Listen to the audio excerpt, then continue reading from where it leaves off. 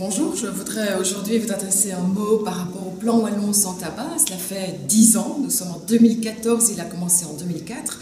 10 ans que des efforts particuliers sont faits pour réunir des professionnels de la santé, mais aussi des acteurs sociaux pour mettre en œuvre un dispositif qui m'apparaît pertinent pour aider les personnes au sevrage tabagique, mais d'abord et avant tout à les motiver et à aller dans le sens d'une réaction chez les fumeurs qui disent pour 50% vouloir arrêter de fumer. Et donc l'objectif, c'est vraiment d'atteindre les personnes dans leur milieu de vie, de les atteindre dans leur quotidien, au travers de la première ligne de soins évidemment des médecins généralistes, mais aussi d'autres spécialités, comme par exemple les pharmaciens, mais nous avons l'année dernière inclus les dentistes et cette année nous avons un œil particulier sur les diététiciens, puisque chaque fumeur qui espère arrêter de fumer craint malgré tout avec angoisse la prise de poids. Et donc c'est sous cet angle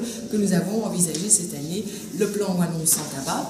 Plan Wallon qui donne de bons résultats. C'est vrai qu'en Wallonie comme ailleurs, ces dernières années, le tabagisme tend à diminuer, même si sous certaines formes, comme par exemple le tabac roulé, le phénomène est inverse, mais ça c'est dû évidemment à la question du prix et de l'accessibilité financière du produit.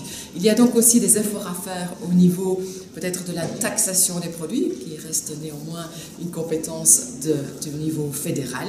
Et nous, au niveau wallon, nous continuons les efforts, à la fois pour fédérer les acteurs, pour soutenir le plan Wallon sans tabac avec le FARES comme coordinateur, et puis dégager des moyens financiers. Chaque année, c'est plus de 200 000 € pour permettre à chacun d'enclencher des actions de lutte contre le tabagisme.